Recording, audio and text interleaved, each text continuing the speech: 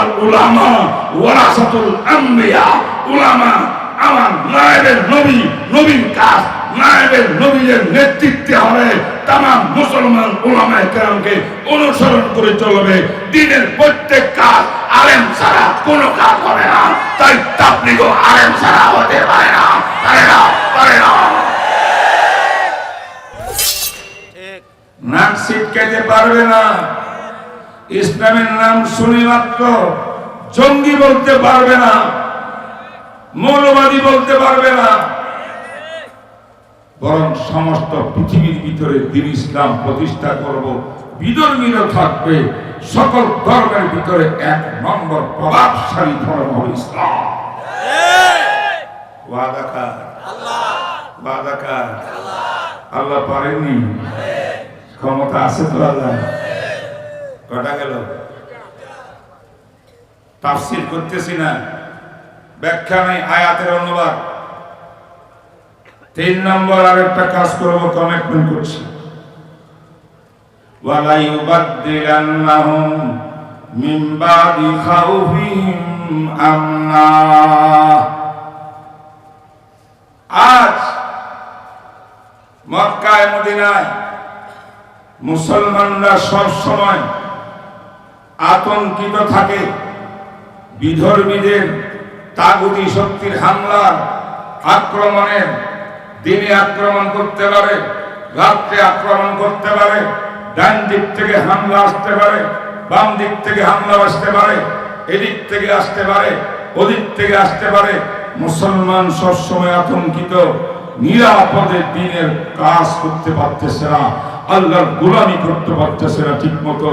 যেই কোন সময় হাতিয়ার অস্ত্র সঙ্গে রাখতে হয় আত্মরক্ষার জন্য, হামলা ঠেকানোর জন্য।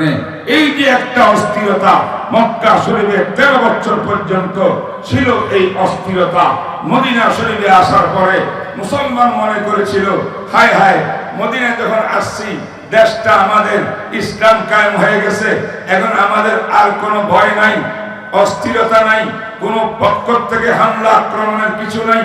এমনটা হবে বলে আমার বিশ্বাস ছিল, যে দেখা গেল মদিনা মুনাওয়ারা হিজরত করে যাওয়ার পরে এবার আরো বড় বড় শক্তিরা মদিনার উপরে হামলা আক্রমণ করার জন্য আরো বড় শক্তিশালী অস্ত্র ব্যবহার করতেছে, ঠিক না?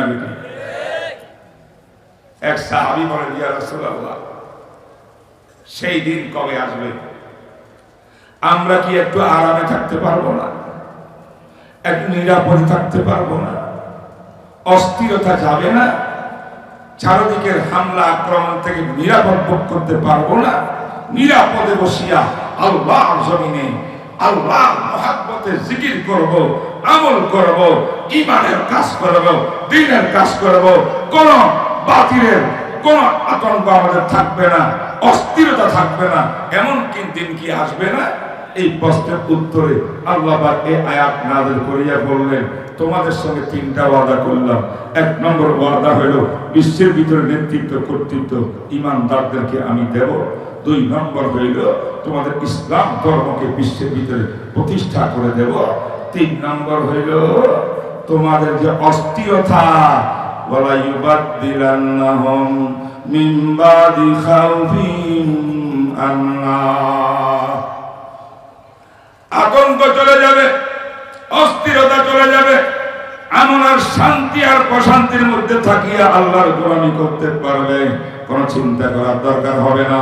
ডান দিক থেকে কে হামলা করবে, বাম দিক থেকে হামলা করবে, কে কোন সময় বসিয়া কোথায় ষড়যন্ত্র করতেছে আমাদের বিরুদ্ধে আল্লাহ জানে। তাই অস্ত্র নিয়ে হাঁটতে হবে, এমন অবস্থা আমি রাখবো না। আমি আল্লাহ ঈমানদারদেরকে প্রশান্তি দিয়া আমি জমিনের ভিতরে আমার গোলামি করার ব্যবস্থা করে দিব। কয়টা ওয়াদা? আরো জরুরি। 1 নম্বর শাসন ক্ষমতা, নেতৃত্ব মুসলমানের ঈমানদারদের। 2 নম্বর ইসলাম ধর্ম সব জায়গায় গ্রহণযোগ্য, ইসলাম ধর্মকে শ্রদ্ধা করবে, কেউ কটাক্ষ করবে না। ইসলাম ধর্ম নিয়ে কেউ কটাক্ষ করার সাহস করবে না। ইসলামের প্রভাব থাকবে বিশ্বের মধ্যে।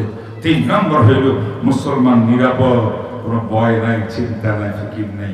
এই 3টা ওয়াদা আল্লাহ পাক করছেন। এবার আল্লাহ ইয়াবুদুনানি ওয়ালা ইউশরিকুনা বি শাইআ।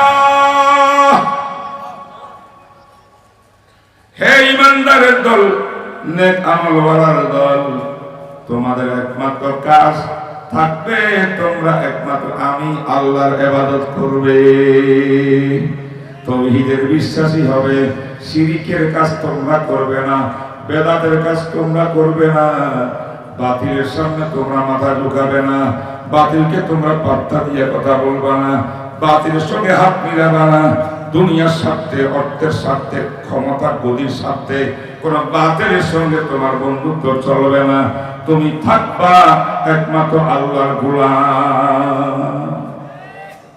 তাওহীদ কি আমানত सीनों में है हमारे, आशा नहीं मिटाना नामो निशान हमारा, बातिल से दबने वाले, बातिल से दबने वाले आए आसमान नहीं हम, सो बार कर चुका है तो इम्तिहान हमारा, चीनो अरब हमारा, बोलें चीनो अरब हमारा, चीन मुसलमानদের, চায়না মুসলমানদের, আরব মুসলমানদের, তামাম বিশ্ব মুসলমানদের।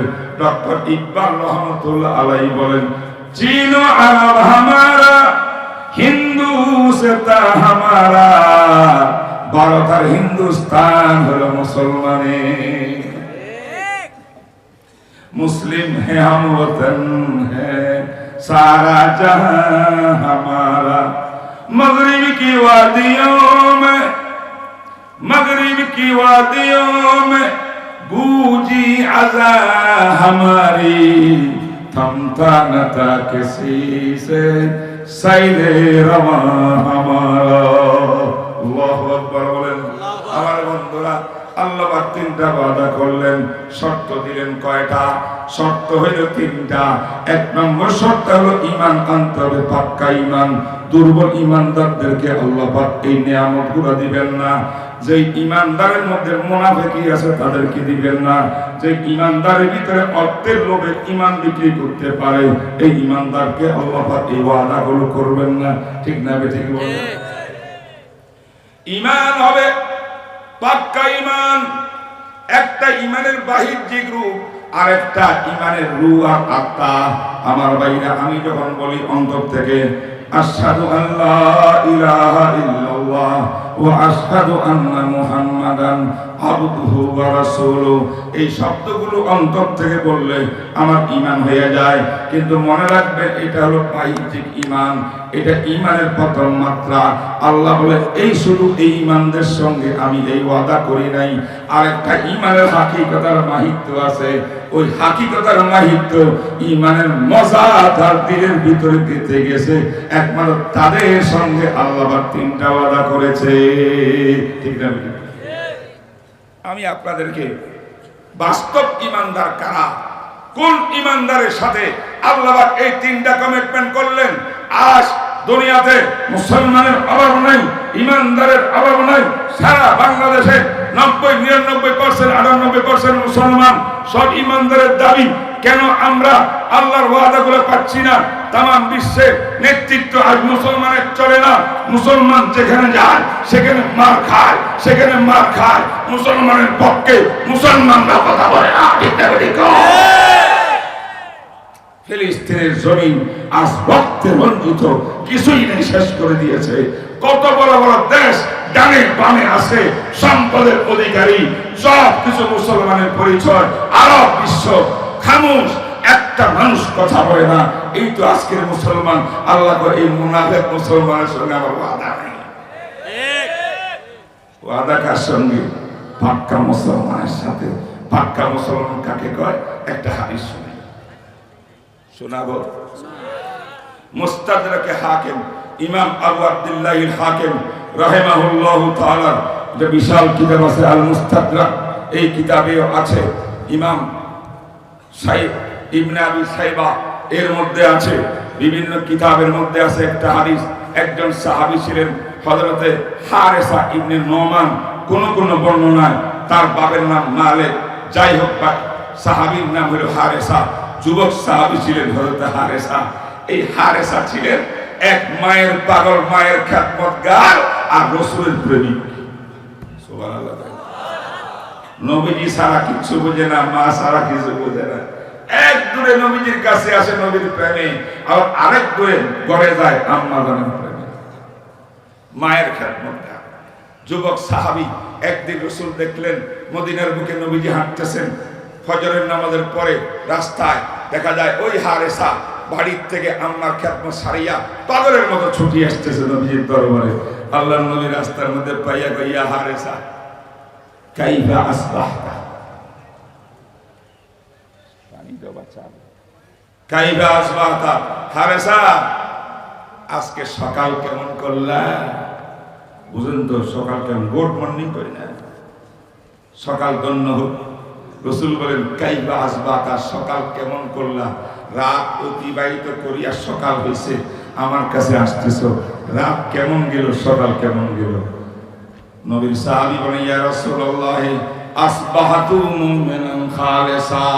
সুবহানাল্লাহ। সাহাবী হারেসা ইবনে নোমান তিনি বলেন নবীজি আপনি প্রশ্ন করছেন আমি সকাল কেমন করে করছি, আমি আপনার সামনে সাক্ষী দিছি, আল্লাহকে হাজির নাজির বলিয়া আসবাহতু মুমিনান খালিসা, আমি সকাল করেছি পাকাপোক্ত ঈমান নিয়ে। আল্লাহর নবী কয় আমার সমস্ত সাহাবীরা ঈমান পাক্কা ঈমানদার, কোনো সন্দেহ নাই। কিন্তু উস্তাদ আমি তো রাসূল, আমার সামনে একজন ছাত্র যুবক সাহাবী এমন দাবি করা আমি পাক্কা ঈমানদার, এটা কেমন কেমন হইল না? বুঝলেন না কথা? শিক্ষকের সামনে ছাত্র কি বলে, হুজুর আমি সব পারি, বলে না, পারলেও বলে আল্লাহু ওয়া রাসূলুহু আ'লাম। আমার নবী বললেন ইয়া হারেসা লিকুল্লি শাইইন হাকিকাতুন ওয়া মা হাকিকাতু ঈমানিক। ও হারেসা, প্রত্যেকটি আমলের একটা বাহ্যিক রূপ আছে, আরেকটা সেই আমলের ভিতরগত রূহানিয়তের সুরত আছে। আমি জিজ্ঞাসা করতে চাই তুমি যে ঈমানদার হবার পাক্কা ঈমানদার হবার দাবি করলা, তোমার ঈমানের হাকিকত কি? তোমার ঈমানের গভীরতা কি আছে? নাকি বাহ্যিক শুধু ঈমানদার? আমি একটু জানতে চাই। সাহাবী বলেন ইয়া রাসূলুল্লাহ আমার অবস্থা আপনার সামনে তুলে ধরি, আপনিই বলবেন আমার ঈমান কেমন। খুব বড় তুমি দেখি। তখন সাহাবী আল্লাহর নবীর সামনে বললেন ইয়া রাসূলুল্লাহ আযাবাত নাফসি আনিদ দুনিয়া, আমি এমন একটা ঈমান গ্রহণ করেছি, এই ঈমান আনার পরে আমার দুনিয়া ভালো লাগে না, দুনিয়ার কুকুর আমি নই, দুনিয়ার জন্য লালায়িত নই, দুনিয়া আমি চাই না, দুনিয়া আমার পিছনে, আমার সামনে একমাত্র আছে আখিরাত আর আমার আল্লাহ। এক নম্বর ঈমানের ক্রিয়া হইল দুনিয়া আমার কাছে ভালো লাগে না, আমি দুনিয়া বিমুখ। দুনিয়া বুঝেন নাকি? দুনিয়া হলো অর্থকড়ি, দুনিয়া হলো সম্পদ, দুনিয়া হলো লোভ, দুনিয়া হলো ক্ষমতা, দুনিয়া হলো নারী, দুনিয়া হলো গাড়ি, গাড়ি নারী ক্ষমতা লোভ আমার অন্তরে নাই, আমি সব তালাক দিয়ে দিয়েছি। সুবহানাল্লাহ। নম্বর 1। নম্বর 2 সাহাবী নোমান ইবনে হারেসা ইবনে নোমান বলেন ইয়া রাসূলুল্লাহ ওয়ালিযালিকা আসহারতু লায়ালি, এই কারণে সারা রাত হুজুর আমি ঘুমাই নাই অন্যদের মতো, সামান্য ঘুমাইলাম, বাকি পুরো টাইমটা আমি তাহাজ্জুদের মধ্যে কোরআন তেলাওয়াত করতে করতে কাটাই, চোখের পানি দিয়া বুক বাসাই, চোখের পানি দিয়া যায় নামাজ বিছাই, সারা রাত কান্নাকাটি জিকির আজকার করি, আল্লাহর জন্য জিকির করি, আমার ঘুম হয় না। কেন? ঈমানের কারণে, যে আল্লাহকে পাওয়ার জন্য, জান্নাত পাওয়ার জন্য, নবীর প্রেম ভালোবাসা পাওয়ার জন্য ঈমান আনলাম। এই ঈমানকে মজবুত করতে হলে আমার গাদার মতো ঘুমাইতে পারবো না, আমার ঘুম সামান্য হবে প্রয়োজন মতো, বাকি পুরা টাইমটা আমি আমার আল্লাহর জন্য কান্নাকাটি করব। রাতে আমি ঘুমাই না, তাহাজ্জুদ পড়ি। 2 কত হয়েছে? 1 নম্বরে কি? দুনিয়া বিমুখ, দুনিয়া তালাক দিছে, ঠিক না বেটি? 2 নম্বরে কি? রাত ঘুম নাই, কার জন্য জিকির? আল্লাহ আল্লাহ আল্লাহ আল্লাহ, লা ইলাহা ইল্লাল্লাহ, লা ইলাহা ইল্লাল্লাহ। ये कलमा फसले गुलो लाला का नहीं पाबन, बहार हो के खजा, ला इलाहा इल्लल्लाह, ला इलाहा इल्लल्लाह। ठीक है बेटी बोले, ये दौर अपने बराहीम की तलाश में है, सनम का गाहे जहां, ला इलाहा ইল্লাল্লাহ। এই জমানাটা বর্তমান বাংলাদেশটা একজন ইব্রাহিম নবীর তালাশের মধ্যে আছে, ঠিক না বেটি? যে ইব্রাহিম নবীর হাতের মধ্যে ছিল কুড়াল, এই কুড়াল দিয়া সমস্ত মূর্তি পূজারীদের মূর্তিগুলা সব ভেঙে চুরমার করে সেখানে তাওহীদের ঝান্ডা উড্ডীন করেছিলেন। এমন একটা মুজাহিদ দরকার আছে না নাই? বাবা করে বলে কথা। আমার শেষ হাদিসটা পড়িয়ে শেষ করতেছি, টাইম কম। আমার বাইরা সাহাবী বলেন, আমি রাতে ঘুমাই না হুজুর, আর দুনিয়ার পিছনে আমি লালায়িত না, দুনিয়া আমি তালাক দিয়ে দিয়েছি, আর কি করি? এই জন্য পুরা দিন আমি পিপাসিত থাকি, অর্থ দিনের রোজা রাখি। বলেন সুবহানাল্লাহ। দিনের রোজা, রাতের তাহাজ্জুদের কান্নাকাটি। বলেন না কেন? রাত্রে কি কান্নাকাটি, তাহাজ্জুদ, দিনে কি রোজা। দুনিয়ার চিন্তা নাই, ক্ষমতার চিন্তা নাই, লোভ নাই, লজ্জা নাই, অর্থের। এই তিনটা, আল্লাহু আকবার। এরপর নবীজি কই, ইয়া রাসূলুল্লাহ, এই তিনটা আমল তো আমি করি ইমানের চাহিদা হিসাবে। এখন আমি কি বলবো এই কারণে, এই আমলগুলোর কারণে, ইমানের কারণে আমার অবস্থা কি হয়েছে? একটু বলো, কি ক্রিয়া তোমার মধ্যে সৃষ্টি হয়েছে? সাহাবী নোমান বলেন, ইয়া রাসূলুল্লাহ, কান্নি আনজুরু ইলা আরশির রহমানে বারিজা। আমি যখন মদিনার গলির মধ্যে হাঁটি, আপনার দরবারে যখন বসি, চোখ বন্ধ করি, অন্তর চোখ দিয়ে তাকাইলে আমি দেখি আল্লাহ পাকের আরশে আজিম খোলা দেখা যায়। ঈমান, ঈমান। আর কি দেখি? ওয়া কান্নি ইলা আহলিল জান্নাতি ইয়াতাযাওয়ারুন। আমি জান্নাতকে দেখতে পাই। জান্নাত, বেহেশতের মধ্যে আল্লাহ পাকের বেহেশতীরা একদল আরেক দলের সঙ্গে মোলাকাত করে, ওরা এদের সঙ্গে মুআনাকা করে, কোলাকুলি করে, ফুর্তি করে। আমি চোখ বন্ধ করে অন্তর চোখ দিয়ে জান্নাতকে দেখতে পাই। 3 নম্বরে আমি অন্তর চোখ দিয়ে জাহান্নামে দেখতে যাই। ওয়াহুম ইয়াতাযাবুন। জাহান্নামীরা আযাবের ভয়, আযাবের কারণ সহ্য করতে না পারিয়া চিৎকার করে, চিৎকার, এমন চিৎকার করে আকাশ বাতাস সব কম্পিত হয়ে যায়। এটা আমি অনুভব করি। এই হলো আমার দিলের অবস্থা, এই হলো আমার 3টা আমল, এই আমার অন্তর অবস্থা। এই জন্য আমি বলছি আসবাতু মুমিন খালেসা। হুজুর, আমার দিল পাকাপোক্ত, আমি হক মজবুত দিলের উপরে আছি, ঈমানের উপরে। আল্লাহর নবী পুরা কাহিনী শুনিয়া কর, ইয়া হারেসা কাদ আরাফতা, কাদ আরাফতা, কাদ আরাফতা। তুমি আল্লাহর মারিফত পেয়ে গেছো, আল্লাহর মারিফত পেয়ে গেছো, আল্লাহর মারিফত পেয়ে গেছো। ফালজাম, ফালজাম, ফালজাম। ঈমানের এই স্পিরিট উপরে মজবুত থাকো, মজবুত থাকো। কেউ বুঝেন? বুঝেন না? তাহলে এরকম ঈমান যদি আর বিশ্বের মুসলমানের হইতো, আল্লাহ পাকের 3টা ওয়াদা 3টা বাস্তবায়ন হইতো, ঠিক না? এখন আমাদের এই মজবুত ঈমান নাই, বাসা বাসা ঈমান। দেখি কোন পার্টিতে, কোন দলের ভিতরে সুবিধা একটু বেশি, মনে চাইলে ওদিকে ঢুকে যাব, আবার এদিকে সুবিধা হলে এদিকে ঢুকে যাব। ও ভাই, এই ঈমান দিয়া কাজ হবে না। ঈমান একটাই, লা ইলাহা ইল্লাল্লাহ। একমাত্র গোলামি করব আল্লাহ। ইসলাম কায়েমের জন্য বুকের তালা রক্ত দেব, দিয়েছি, আরো দেব। কোন বাতের সঙ্গে আপোষ হইতে পারে না, আপোষ হইতে পারে না, আপোষ হইতে পারে না। সর্বশেষ কথা, সব বাতিল দুনিয়াতে আমাদের জানা আছে। ইসলামের শত্রু কারা কারা জানা নাই? নাস্তিকরা 1 নম্বর শত্রু।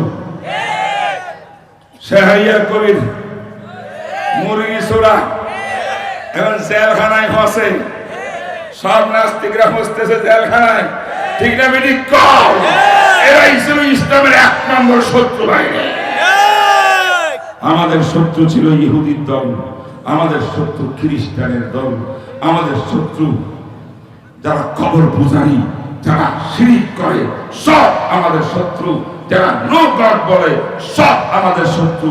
আবার কিছু শত্রু আমাদের লেবাসদারি ভিতরেও আছে, এদের মধ্যে সমস্যা আছে, ঠিক না বেটি? এদের মধ্যে একটা 7 গ্রুপ তৈরি হয়েছে এখন তাবলীগের নামে। এই কথা আমি শেষ, আমার মনে হয় আমার টাইম আর নাই। তারপরও আমি সভাপতি এই মাহফিলের, কথা কেন? আমি সভাপতি, আমি সামনে কই মাহফিলে এমনি চলবো। আর একটা 3টা মিনিট কথা বলি সভাপতি হিসাবে, বুঝেন না? শোনেন ভাইরা, মানুষ বলে তাবলীগ 2 পাপ, একটা 7 গ্রুপ, একটা সুরা গ্রুপ বা জুবাইর গ্রুপ। বাংলাদেশের বিগত 17 ডিসেম্বরে রাতের ট্র্যাজেডির কারণে টাঙ্গাইল টঙ্গীতে প্রমাণ করে দিয়েছে মানুষকে তাবলীগ 2টা না, তাবলীগ একটা। জুবাইর উলামায়ে কেরামের এটাই তাবলীগ। আরেকটা যারা আছে এটা তাবলীগ না, এটা খুনি খুনি খুনি।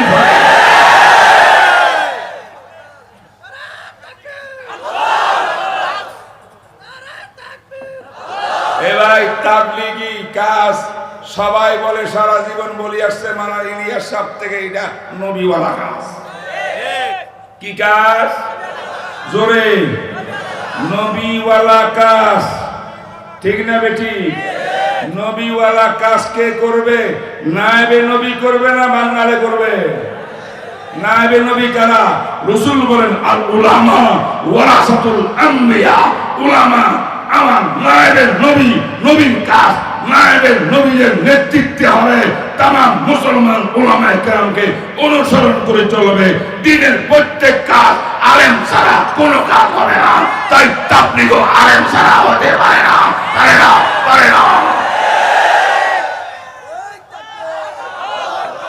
তবে মনে রাখবেন, মারামারি ইসলামে নেই। মারামারি যারা খুন করেছে জাহান্নামকে কিনে নিয়েছে, ঠিক না বেটি?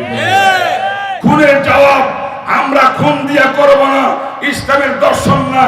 আমরা যেই কোনো ভাবে এদেরকে প্রতিহত করব। এরা খুনি, এরা রাষ্ট্রদ্রোহী, এটা ষড়যন্ত্র। আমার রাষ্ট্রের বিরুদ্ধে ষড়যন্ত্র, ইসলামের বিরুদ্ধে ষড়যন্ত্র, উলামায়ে কেরামের বিরুদ্ধে ষড়যন্ত্র। ঠিক না বেটি? কোন তাহলে মারামারি করবেন? বলেন করব না, করব না। আমার নবীর আদর্শ মক্কি জিন্দেগিতে রাসূল সাহাবারা অনেক মার খেয়ে আল্লাহ পাক বলেন ওয়া আহলিস আনিল জাহিলিন ওয়াসবির সাবরান জামিলা। সবর করো, ধৈর্য ধরো, হাতে পায়ে দিয়ে বুঝাও। আমরা বুঝাবো, তোমরা না হোক, তোমরা বাতিল, হক পথ এটা, হক পথ এটা, পায়ে ধরে বুঝাবো। আর প্রয়োজন হলে সরকারকে বলবো এরা খুনি সন্ত্রাসী। এই বাংলাদেশকে 5ই আগস্ট স্বাধীন করা হয়েছে সন্ত্রাসীদেরকে জানা দেওয়ার জন্য নয়, খুনিদেরকে প্রশ্রয় দেওয়ার জন্য নয়। খুনিদেরকে ব্যান করা হোক, খুনিদেরকে ব্যান করে দেওয়া হোক, এদের কার্যক্রম ব্যান করতে হবে। আর খুনিদের মধ্যে যাদের বিরুদ্ধে মামলা হয়ে গেছে, একটা পিচ্চি পোলা গ্রেফতার হয়েছে, নামে মাত্র রাঘব বোয়াল, সব বাইরে রয়েছে। আমাদের আজকের সম্মেলন দাবি রাষ্ট্রের কাছে, আমরা সন্ত্রাসী খুনি না, আমরা গায়ে ছুড়ে কিছু বলবো না। আইনগত ব্যবস্থা আমাদের উপদেষ্টাদের কাছে প্রচুর দাবি থাকবে। প্রত্যেকটি আসামিকে গ্রেফতার করে আইনানুগ ব্যবস্থা গ্রহণ করতে হবে। ঠিক কিনা বলেন? এইটা হলো একবারে নতুন আধুনিক বাতিল। আর যত বাতিল আরো আগের থেকে আছে, সব বাতিলের বিরুদ্ধে একমাত্র পাক্কা ঈমান, সত্যিকার মজবুত ঈমান নিয়ে, নেক আমল নিয়ে, চোখের পানি তাহাজ্জুদ জিকির আজকার দিয়ে যদি আমরা আমাদের জীবনকে পরিবর্তন করতে পারি, পারিবারিক জীবন, রাষ্ট্র জীবন, সমাজ জীবন, আন্তর্জাতিক জীবন, ব্যক্তিগত জীবনকে সুন্দর করতে পারি, সাহাবাওয়ালা ঈমান আনতে পারি, সাহাবাওয়ালা আমলওয়ালা হইতে পারি, ইনশাআল্লাহ পুরো বিশ্বের বিজয় মুসলমানদের হাতে উঠবে।